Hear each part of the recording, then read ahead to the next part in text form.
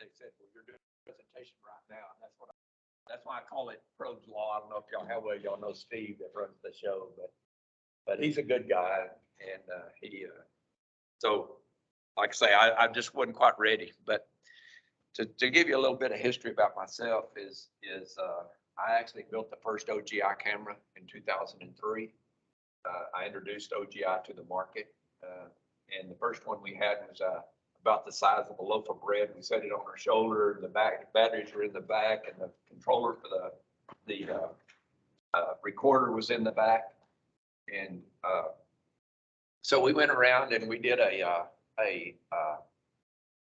scan off, is what they called it, against Sandia Laboratories and another camera that they had that was part of Sandia Laboratories. And when we went in, everybody was laughing at us, you know, that our little bitty rinky-dink camera, but after about 15 minutes, nobody was laughing anymore at us. It was quite a deal.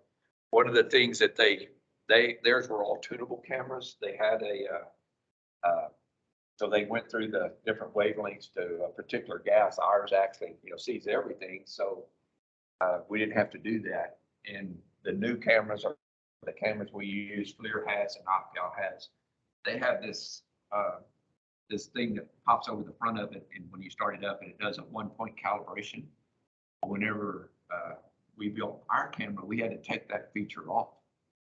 So we were sitting there that first morning, and the guy came up and he said that everybody tuned to ethylene. All the guys, the people we were competing against, all jumped up, put their laser-proof glasses on, and started adjusting their cameras. And we were sitting there like this, and the guy comes up and he says, "You don't have to calibrate your camera?" And I said, "Well, we do. We have to do a 1-point calibration." But he said, "Well, how do you do that?" And I said, "Well, I do it with this piece of cardboard." He said, "You calibrate your camera with a piece of cardboard?" And I said, "Yeah, and I usually do it on the way out. But if I lose that piece of cardboard, I have another one in this pocket." So I was prepared for that. Well, our company is 19 years old, and this last year in November, we got bought out by ChampionX. It's actually ChampionX Emissions Group now. So what that did is that gives us the resources now to develop and build and do lots of new, neat things that we've never been able to do. We have a real neat group that we're part of, and that I'll kind of tell you a little bit about them, but it gave us some tools for this new mega rule that's coming, that this new, all these Quadcopter A, B, and C that's coming. We have some really cool ideas that I can't get into yet on how we're going to handle the Appendix K. You know, that's the big bear right now, is the Appendix K. And I listened to some of those things yesterday about you know, how everybody thinks about it, and I'm pretty much the same way as everybody else thinks about Appendix K. But our company's done this is actually about ChampionX, is what this is. ChampionX is nearly a $5 billion year company. The neat thing they did is when I got there, I've never had this before because I've been a small company my whole life. And when I got there and after they bought us out, they said, "Okay, you know, here's you a tech guy. What do you want to build?" I mean, these things are going through my mind all these years, and now all of a sudden I have the capability to improve this, and I've never had that opportunity before. But this is the teams, and of course, you know myself and Bob, that Scientific Aviation is part of our group. Erin Tolis, I don't know if any of y'all know her, but she's well known in the industry. Steve and Mike Connolly both. This technical support guy that I was telling you about, his name is Paul Bonner. And we spent about 2 days in the office with chalkboards and drawing things. And I'm telling you, there's just some really neat ideas coming down the pipeline for this industry. And we're trying to get everything ready, of course, before the new rules come in. The Saurabh Nitin is the guy that's over us, and then Soma, I can't pronounce his last name, but he's the CEO. He, you know, in these big corporations, one of the things that I thought was very interesting is that whenever they were acquiring me, I had a 45-minute meeting with him. Comes with very humble beginnings. It's quite a story to let him tell you, but very, very humble and worked his way up to CEO. But what he told me is that for Champion X is that he can have a 30-minute conversation with an investor, and 20 minutes of that is what are you doing about emissions? You know, emissions are in the news. It's everything now. So that's why they're putting together this Champion X emission group. And so they, and he actually took us out of the corporate envelope where he's handling us personally so that we can jump through, so we don't have to jump through as many hoops as a corporation does. So we have straight access to him, the funds that Champion X has. And, you know, our goal is to become one of the leaders in the industry. When they had already purchased a company called Scientific Aviation, they bought that about a year ago. And that's where Aaron and Mike and Steve Conley come in. And one of their big items is called the SOFI, and I'll let them tell you about that, but it's actually a stationary monitoring equipment. It's really, really got some real unique features. One of the things I like about it is, and I guess they all do this, I'm not real familiar with how it all works, but they actually can tell you that, you know, the gas is coming from this heater treater or this battery or this piece of equipment or whatever they use to win to determine that. You still have to have boots on the ground, you know, to go back and find the leak to fix it.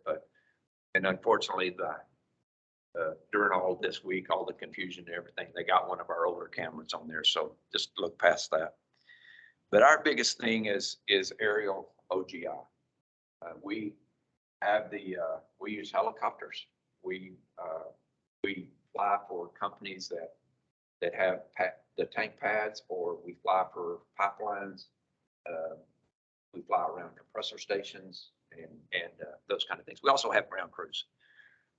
They also have some drones. They use the drones for measurement. Those things can get down to about 10 kilograms per hour for measurement. If you want to know exactly what it is, they can do that with the drone. And then they have fixed wing measurement where they use the Moonies, where they go out and they circle a pad, and they can give you a pretty accurate reading of the, you know, what's leaking or the amount that's leaking. They can't pinpoint, but they can give you a good emission rate. With our helicopters, we still can't give you an emission rate.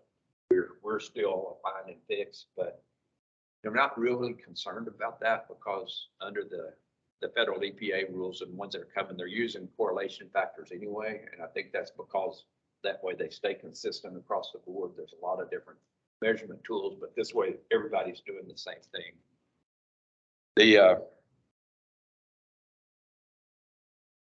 These are our solutions. On the helicopter, we actually put a different camera on it than what you normally see. It's actually a high definition camera.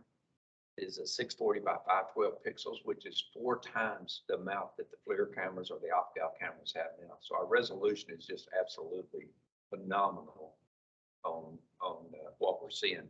What that did is that gave us the ability to see much smaller leaks. And one of the things that I think is important, you know, for the greenhouse gas surveys, you have a test bottle you test in the mornings that's half methane and half propane. And it lets out 60 grams per hour. And that's what you test on for Quad OA or for GHG. We actually can see that from the air gun.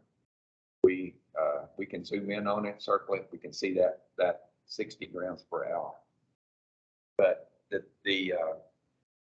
now, would we see that, you know, on a regular flying basis, be able to get that low? I don't know, you know, but we haven't actually gone in and measured what we found, but we can test on it and see it.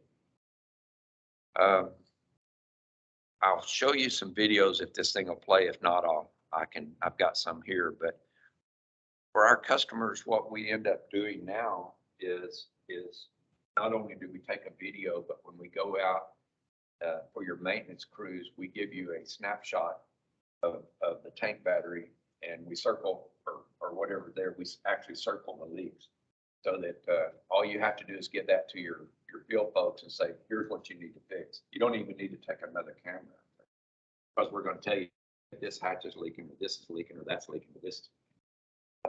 And which, you know, these things cost $100,000 a piece, so it cuts your capital down some. The that thing just went off. Let me see. Of course, you know, like I say, you always have to have the ground crew. We talked about the measurements, the drones, continuous monitoring. And the next thing that we're actually building is we're putting together a dashboard for this, so that whenever, and that's, they have one for the SOFI, and they're incorporating our system into it. And what that'll do is that will have a Google Earth map. Your sites will be on there. You'll be able to click on, you'll be able to see how many leaks are there. Be able to click on that, pull your videos up, pull your whatever you need to get to your folks for repairs. One of the things that we're working real hard on is, of course, the mega rules is already here. You have till the end of the year to have your plan together, and then of course the A, B, and C are all coming together you know, sometime in the near future. And what we're trying to do is we're trying to bundle things up, and our bundles. Let me get past that. Okay, our bundles are this. For the Auto A, B, and C, if you combine that with your DOT regulated lines, you're allowed, under the proposed rule, you're allowed to fly your compressor station. So what we're doing is bundling that with your DOT regulated lines. So while we're flying down the line, then we'll circle your compressor stations and satisfy that rule too. So by bundling things up, and we can actually save you some money, because then you don't have to go out with the ground crew, or you don't have to send us straight to it. The other thing that we're doing is that we're bundling is what's called your AWP. I guess all y'all are familiar with AWP, where you can replace that with your triple K monitoring with AWP. We're combining that. We're combining your quarterly Quad A's. We're combining your the new rule that comes out with the I guess it's B for your monitoring at your plants. By combining all of those, then we can actually go save you about 3 surveys a year. We can do the GHG while we're there. We can do them all at the same time. So if you bundle all of this stuff together, you'll end up saving you some money in the long run. Now the AWP, it is, you know, it's old, but it's new to the industry. The industry hadn't really accepted it yet, or hadn't really tried it, but they're using it, or actually applied for it at Exxon Baytown out here. So if they can do it there, we can do it in the midstream. It'd be a whole lot easier to do it there. So our bundling process is to put all of this together and combine everything, kind of like what we're doing on the pipelines. To give you an example, I just pulled this off the internet, and these are regulated lines. The compressor stations, or what we'll do is we'll fly up as we go. We circle those, catch them all at the same time, which makes a lot of sense to do. This is the I was telling you about what we give to the operators, and this is what we give to your maintenance folks to be able to you know, send them out to see what to fix. And I'll see if this video will play. It'll take it just a minute to. There he goes. That's the difference in this new camera. The 4 times resolution. And in that video, of course you can't see it here with all the lights, but in that video is actually there's 7 leaks. All those tanks on the right side are leaking.